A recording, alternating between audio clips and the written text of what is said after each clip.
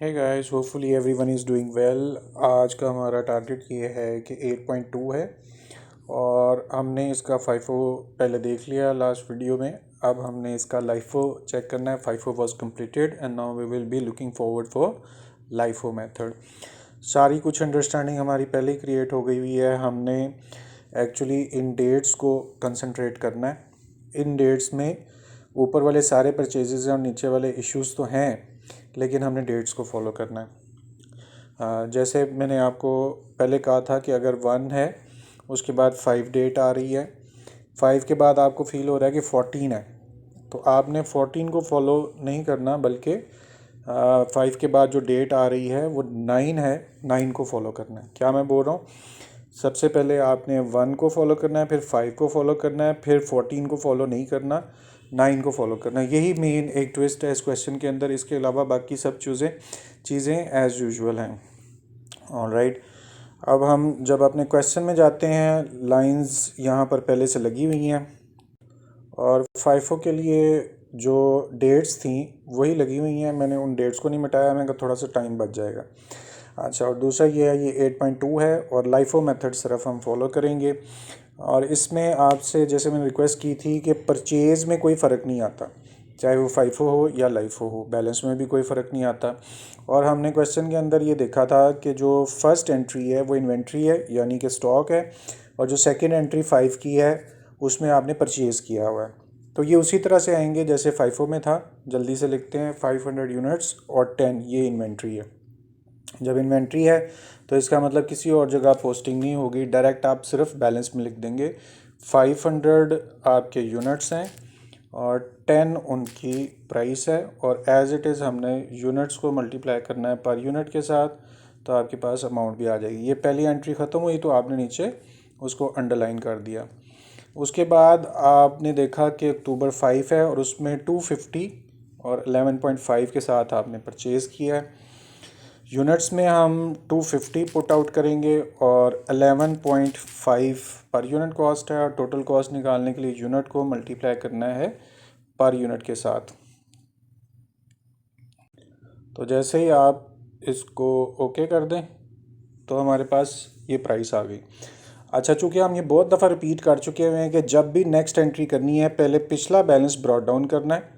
हम उस पिछले बैलेंस को एज इट इज़ उतारेंगे और उसके अंदर कोई चीज़ चेंज नहीं करेंगे। और चूँकि हमने ये परचेज़ किया है तो जो नेक्स्ट यूनिट्स हैं वो भी अलहदा आपने नीचे शो करने हैं। ये ऊपर जो है ये 500 पुराने यूनिट्स हैं और जो न्यू यूनिट आपने परचेज़ किए हैं उनकी वैल्यूज़ को आपने नीचे उतार देना है। ये अगली डेट की एंट्री हो गई।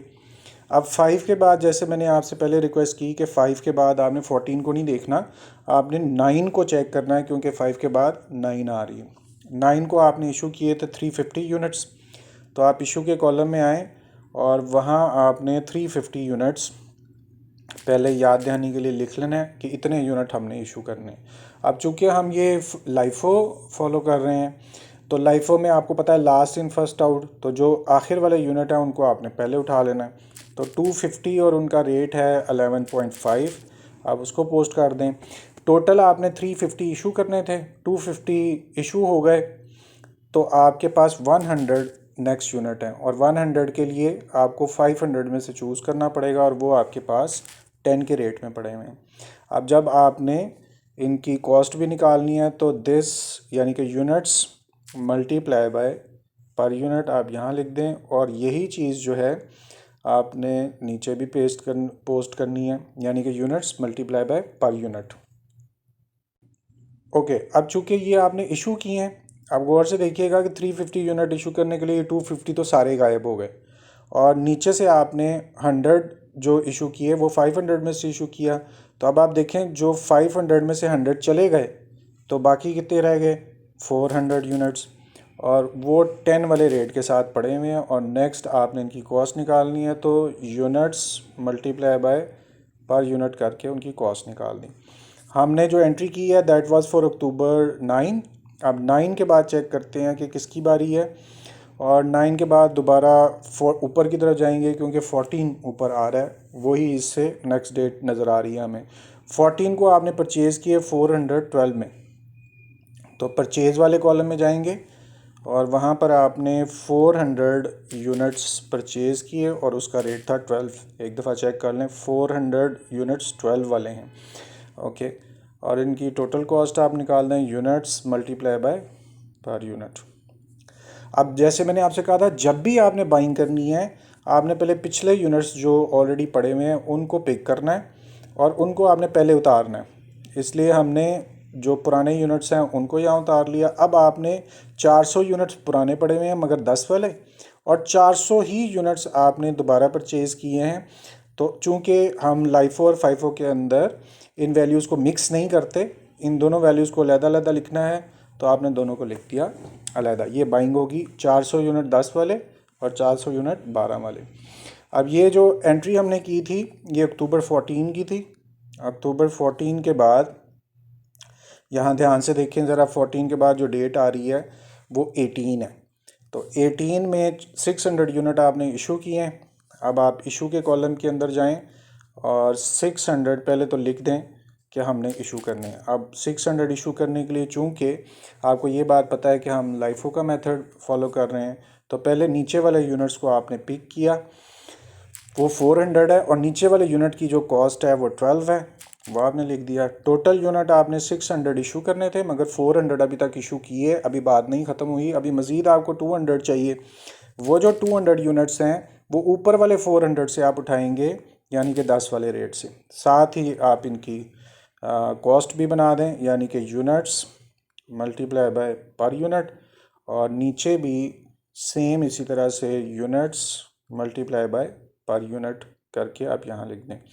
अच्छा, अब आपने बैलेंस लिखना है, तो चूँकि आपको ये पता है कि आपने 412 वाले पूरे यूज़ कर लिए और जो ऊपर वाले 400 हैं उनमें से 200 यूज़ हो गए हैं, तो बाकी कितने बचे? 400 में से 200 यूज़ करके तो 200 बकाया ऊपर वालों में से, वो 10 के रेट से इधर पड़े हुए हैं।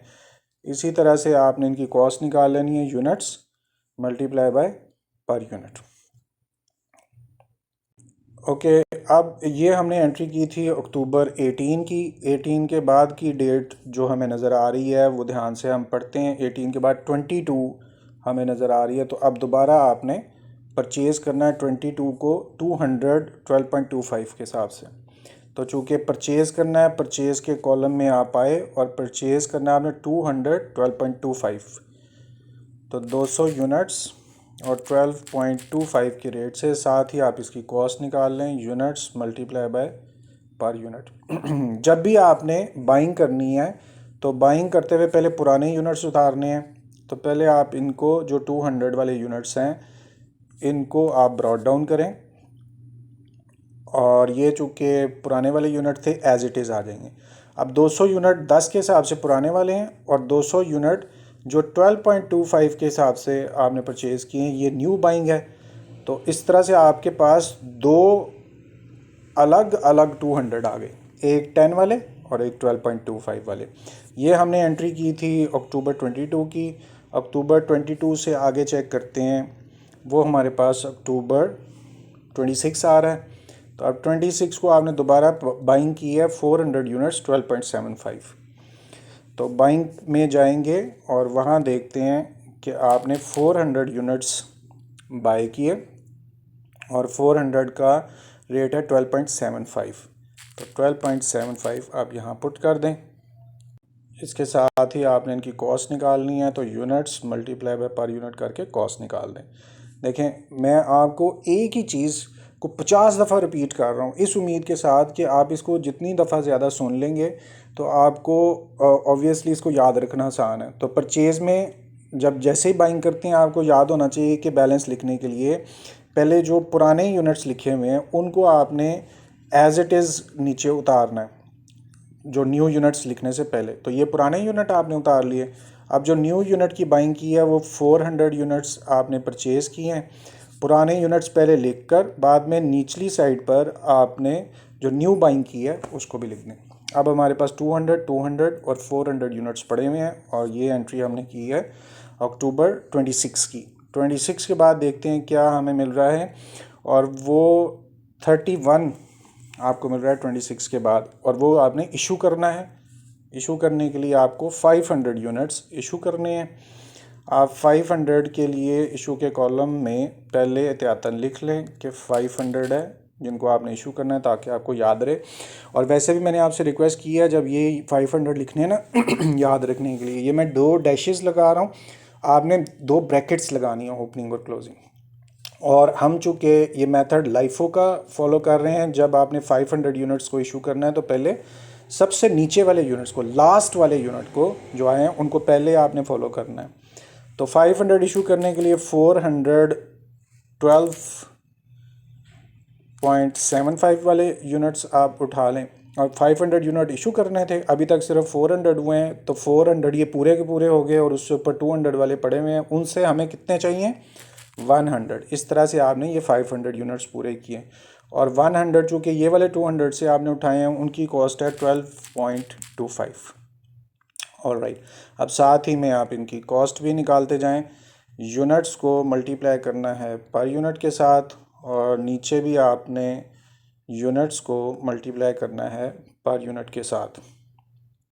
ओके करें तो आपके पास ये दोनों चीज़ें आ गई। अब हमने बैलेंस लिखना है। हमने ये 400 पूरा का पूरा यूज़ कर लिया हुआ है, इसमें से आपने 200 में से 100 यूज़ किए हुए हैं, तो ऊपर वाले जो 200 हैं वो तो फिर एज़ इट इज़ बच गए। 200 जो 10 वाले हैं वो सेफ़ हैं, और इन 200 में से आपने 100 यूज़ कर लिया हुआ है, तो उनमें से 100 बच गए 12.25 वाले। साथ ही आप इनकी कॉस्ट निकाल लें, units multiply by per unit ये, और दूसरे में भी आपने units multiply by per unit कर लें। ओके जी, लास्ट जो हमारे आंसर्स निकलते हैं वो एक तो एंडिंग इन्वेंट्री निकलती है और एक मटेरियल यूज्ड निकलता है। एंडिंग इन्वेंट्री जो आपके पास ये वाली जो लास्ट एंट्री की अमाउंट्स हैं उनको आपने लिखना है एंडिंग इन्वेंट्री के अंदर। पिछले जितने भी क्वेश्चन गुजरे एक ही अमाउंट पड़ी हुई थी, आपने वो एक ही अमाउंट लिख दी। इस जगह पर आपको 2 अमाउंट्स मिल रही हैं तो आप दोनों लिख दें। इसमें आप क्या कर रहे हैं, एक आपके पास 2000 वाला बचा हुआ है प्राइस और एक 1225 वाली बची हुई है, दोनों को प्लस कर दें। ये हमारे पास एंडिंग इन्वेंट्री का आंसर है 3225।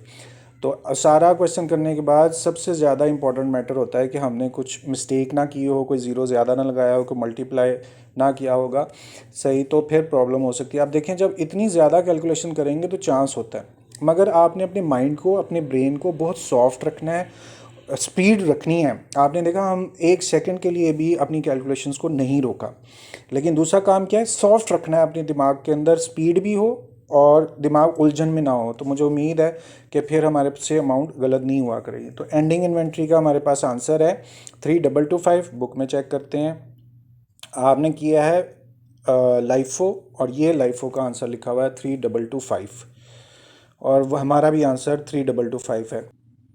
ओके, और नेक्स्ट आपने काम करना है मटेरियल यूज्ड। और याद करें ज़रा मटेरियल यूज्ड हमने कैसे कैलकुलेट करना था। आपने सबसे पहले जाना है इशू में, और इशू का जो रुपीज़ का कॉलम है इसको आपने इस रुपीज़ के कॉलम को टोटल करना है।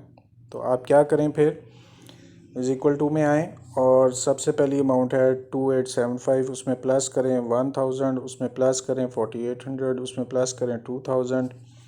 नेक्स्ट आपके पास प्लस करें 5100, प्लस करें 1225। तो आपके पास अब इसको सम करके आंसर जो आ रहा है दैट इज़ 17000, जो कि मटेरियल यूज्ड का आंसर है। तो आप चेक करते हैं मटेरियल यूज्ड का आंसर आपके पास जो नज़र आ रहा है वो ये है। ये बी पार्ट है, बी पार्ट आपको पता है कि वो लाइफो का था, और ये आपके पास मटेरियल यूज्ड बी पार्ट 17000। तो अब हमारा भी आंसर 17000। तो हमने सारी अमाउंट्स को एक्यूरेटली पुट करके आंसर निकाला। तो लें जी, आपका क्वेश्चन यहाँ पे कंप्लीट हो गया। आपने इसको करने का तरीका अच्छी तरह से समझा। अब इसको जब आप ख़ुद करेंगे, कोशिश आप कीजिए कि आप 100% किसी की चीटिंग, किसी का रजिस्टर ना पकड़ें। ये मैं सिर्फ रिक्वेस्ट ही कर सकता हूँ आपसे। आप रजिस्टर पकड़ के काम तो कर लेंगे, काम दिखा भी देंगे, लेकिन it's better to solve it by yourself. कोई मसला हो, गलती हो सकती है, एज अ टीचर मैं आपको बोल रहा हूँ, मेरे से भी मिस्टेक हो सकती है, तो आपसे भी मिस्टेक हो सकती है, लेकिन लर्निंग प्रोसेस के लिए जो मैं आपको बार बार बोलता हूँ कि आपको ये जो इसका सलूशन है ये खुद ही करना पड़ेगा। Hopefully you have understood. Thank you very much. अपना ख्याल रखिएगा। नेक्स्ट लेक्चर के अंदर मुलाकात होती है। अल्लाह हाफिज़।